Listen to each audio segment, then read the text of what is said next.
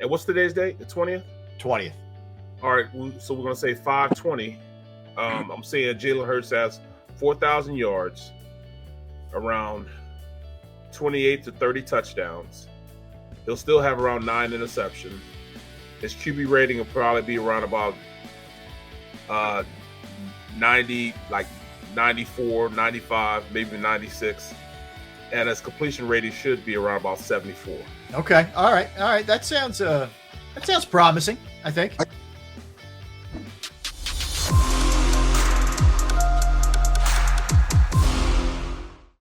All right, so I wanted to do this. I was before the show, I started looking at what the Eagles' offense is now, right? And we know there's a big addition with AJ Brown, gigantic and huge expectations.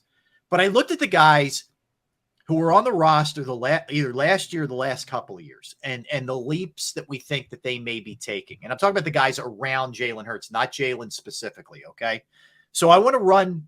First, I'm going to tell you what their numbers were in 21.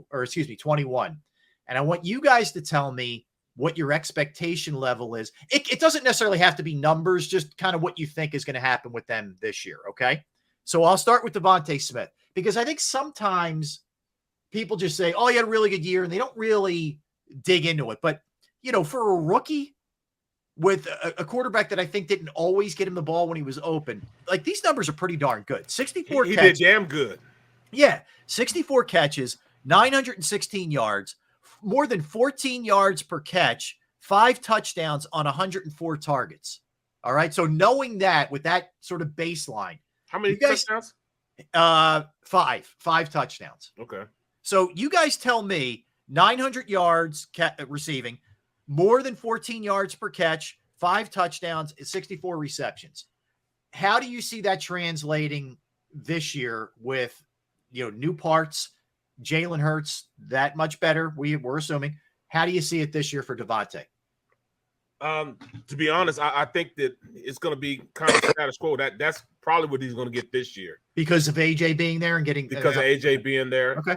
Even with the progression of Hurts, I think AJ is going to be right around that number, just because he's going to have to split the ball around a little bit and spread it around. So but I just think this offense is going to be a lot more explosive. With the addition of Goedert also. But that's fair, and that's the problem, Gunner. Like what Barrett said, I think is dead on. But people may look at that and say, "Dude's at over 1,000 yards. He's supposed to be, Mr. Everything, Devonta Smith." But you got to take into account what else is there. What do you think about Devonta this year? I'm going to say exactly the same thing as Barrett. As a matter of fact, I think his numbers could slide a little bit because of the addition of AJ Brown. I think Nick Sirianni wants to have a more unpredictable, more diversified offense. And because of A.J. Brown, the continued emergence of Watkins, we assume Zach Pascal is going to get his touches. I think Devontae's numbers will suffer. The only way his numbers will increase is if, I hate to say this, A.J. Brown gets hurt. If A.J. Brown misses some games, and then Devonta becomes the go-to guy again. Obviously, I don't want to see A.J. get hurt, but I'm saying that's the only way Devontae's numbers go up is if somebody's deleted from the equation. And let us not forget Dallas Goedert. He's going to get his touches as well. So you're talking about 5 viable options. And oh, by the way, they're going to throw the ball to the backside of the backfield as well. So with that said, I don't know about – when you look at his catches, he had what? 64. Okay. He might get the same amount of catches, which 64 is not a high number. Right. He might get the same amount of catches, but I think his yards may dwindle a little bit. You know what? I'm going to do the opposite. Say the opposite of that, Derek. I'm going to say his catches will go down. He might have 40, 45 catches, but he'll still have like 900 yards because they're going to take. What? Wait, that low, Barrett? In 17 games, if we're assuming he plays the whole year? What? And you got to look at it from a logical standpoint of what's happening. They're going to pull coverage. They're going to push coverage over to AJ. They're going to try to delete AJ from the equation, which is going to leave him one-on-one. So it's going to be a lot more deep threats, meaning more yardage because he's going to have one-on-one coverage, which leads to big play options as opposed to last year where he had to move and keep the chains moving and those type of plays. So when you pull coverage away from him and you double team AJ Brown, you leave one-on-one on the backside with Devonta Smith. So now you're going to have chunk plays more so than, catching, quick slants, 10 yards, comebacks, things of that nature that, he'll catch it and probably get tackled there. You got one-on-one with nobody over the top because they rolled the coverage over to AJ Brown. So that's why I say he might have less catches, like 45 catches, but he'll still have right around 900 yards because his average, what he say, his average is 14 yards per catch. 14.3 last year. I think it goes up to like 18, 19, almost 20 per catch because he's going to have more impact plays because they're going to be deeper plays because there's one-on-one coverage. Interesting. All right. Well, okay. That's wait. I didn't think he would dip that much yardage wise, but that's interesting. No, I'm saying he would get more yards. I mean, I'm sorry. I meant catch to say wise. Yes. I apologize. Catches. I think his catches are going to go down simply because you have AJ Brown and Dallas Goedert. So Right. they have less catches, more offensive output. Yeah, Right. Derek. You notice that's the second time in the last 10 minutes he's disagreed with me on purpose. You notice that? I'm just saying, is it going to be that kind of Friday? You two are like No, a married. it's not. You're like a No, married it's couple. not. No, You're it's like a not. married No, couple. that's I don't know what to say. That's not it. That's not it. I'm like the counselor here, and dealing with the two You know what? aggrieved parties. If I don't show up on the boat Sunday, it ain't personal. It's just business. Just business. I got you. I understand that. But look. Your son-in-laws are coming, and everybody else is coming. You went, hey, where's the gun? everybody at? Yeah, where's the Where's gun? everybody at? They're standing there on the dock as you guys like wave to them from a distance. Yep, I know. All right, let me throw AJ Brown then your way, guys. So AJ last year, keep in mind this was in he only played 13 games, so we missed 4. All right, but still had 63 catches, 869 yards, 13.8 yards per catch, and 5 touchdowns. That's on 105 targets. So Barrett, I'll give you first crack again. You're going too fast. 63 catches. 63 catches. 869 yards. Give him the remedial version. 13.8 per catch. 5 touchdowns. Yep. And on 105 targets. So that was, and again, that's in 13 games. So keep 4 missed. So let's assume he plays 17. Surprisingly, I don't think he will have 1,000 yards. Woo! But I think he'll have 900 something. His catches, though, I think he'll get the 64 catches. Okay. But he'll have just over 950 yards. And I think he'll have right around, 7-8 touchdowns. But also, I think Devonta will have 7-8 touchdowns also. I think their numbers will be very similar, very, very similar. But A.J. Brown will have probably 10 or 12 more catches. No, maybe even 18, 20 more catches than Devonta will. That's interesting. What do you think, Gunnar? I'm looking at his numbers. In his first year as a rookie, he only had 52 catches but had 1,051 yards. Then his next year, he had 70 catches, but 26 yards more than his rookie year. Right. But his yards per catch went from 20.2 to 15.4. Last year, it dipped down to 13.8. So it tells me that people are paying more attention, trying to blanket him and take him out of games more so than they did the previous 2 years. So as much as it pains me to say this, here we go. I think he will be in a 900-yard range. You too, man. Yeah. This isn't just a Friday thing. This is an right. Unbelievable. It hurts me deep to my core to say this. I can see the pain just on your face. The anguish. I know. Well, that's just the sugar kicking in from the 2. Right. That's from sounding like Doc Rivers. Yeah, I hear you. All right, let me throw this one at you. I'll start with Derek on this one. Quez Watkins. So last year, Gunner, 43 catches, 647 yards, 15 yards per catch, and got in the end zone once. So 43, 647, 15 is an average, and just the 1 TD. So what do you think about Quez? I say he'll get around 40, and his yards will stay about the same, about 640, 645. I think as he continues to develop, I think he's their best deep threat option. But I don't think Jalen would have to throw deep a lot because they're going to chew up so many teams underneath. Okay. The dink and dunk approach to keeping the chains moving. So his opportunities to go deep, I don't think will be much greater than what they were last year. But I do think he'll get his 40, 45, snags, and his yardage around 600, 650, something like that. Okay. All right, Barrett. Same thing. I think he's still going to have a little over 650 yards. He's right on that. But I think he'll have a little more than he'll have about 20 yards per average about 20 yards per catch. And I think he'll have probably about 3 to 4 touchdowns as opposed to having just one. Yeah, I'm surprised. I think he finds the end zone more than that this year. I do. Just because he's such a deep threat, I think he gets at least 3 or 4 touchdowns. I mean, not that that's a ton, but I mean, it's more than what we saw last year. Yeah. So, here's the key. He better catch the ball. Can't have drops. No, exactly right. Yeah. They have too many weapons for him to have any drops. You know what happens? The more you drop, the more quarterback looks the other way. Mm-hmm. You better snag it, especially you can't be dropping sure ones in your hands. You cannot. Well, especially when you have options now, Derek. You didn't have A.J. Brown, there last year. So right. I'm with you. I'm with you, man. All right, last one, and then we'll get a quick timeout here. Dallas Goedert. So Dallas Goedert last year, I'll start with you, Gunner, on this one. 56 catches, 830 yards, almost 15 per catch, and 4 touchdowns for Goedert. How do you see those numbers shaking out this year? I'd say about the same. He's going to be the safety valve.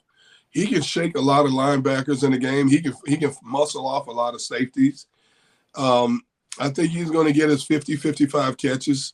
His yards, I would say about 750 this year, more so than over 800. But I think he's going to be a viable entity in this offense. Okay. Barrett? I'm thinking he's going to have right around 50 catches, but I think he'll have about 900 yards. And I think he's going to have about 8 touchdowns also. He's going to be somebody they're going to use in the red zone. And just his yak yardage, he's not like Hurts. Hurts would, as soon as you touch him, he was dropping. There's no yak yardage. He can break a tackle. He can break a tackle. So I say he's going to have about 900 yards. So they have 3 guys right around that 1,000-yard, 900-yard mark with Devonta Smith, A.J. Brown, and then Dallas Goedert, right? And then you add Watkins about 600. That'll put right around 3,300 yards for those 3. For those 3. And then you're going to mix in a little bit of Kenneth Gainwell to the equation. Miles Sanders to the equation. So this is why I said he's going to probably have around between the 3 other people, he'll have over 600 yards divided among 3 other people, which will give him right at 4,000 yards, right around 30 touchdowns also. Just to put it in perspective, so in 15 games, remember he had the ankle issue. But for Jalen last year, 3,144 yards, 16 touchdowns, 9 interceptions. So they were the numbers, an 87 passer rating for Jalen. So that they were the numbers from last year. Completion percentage of 61.3. So you're obviously looking for the completion percentage to go up, the rating to go up. Yeah. There'd be more of a disparity with the touchdown interception 16 and 9. So that's kind of where things are with Jalen. And so you're saying he get to 4,000 up from that 31. Yeah. So he's gonna get 4,000 yards. And what's today's date? The 20th? 20th. All right. So we're gonna say 520. I'm saying Jalen Hurts has 4,000 yards, around 28 to 30 touchdowns. He'll still have around 9 interceptions. His QB rating will probably be around about 90, like 94, 95, maybe 96. And his completion rating should be around about 74. Okay. All right. That sounds promising, I think. I got one for you. Is that enough though? I think it's enough if your running game's good and if your defense is good. I do. What do you think, Derek? Yeah, I agree. I got one for you guys. Now, I want you to really think hard about this one, okay?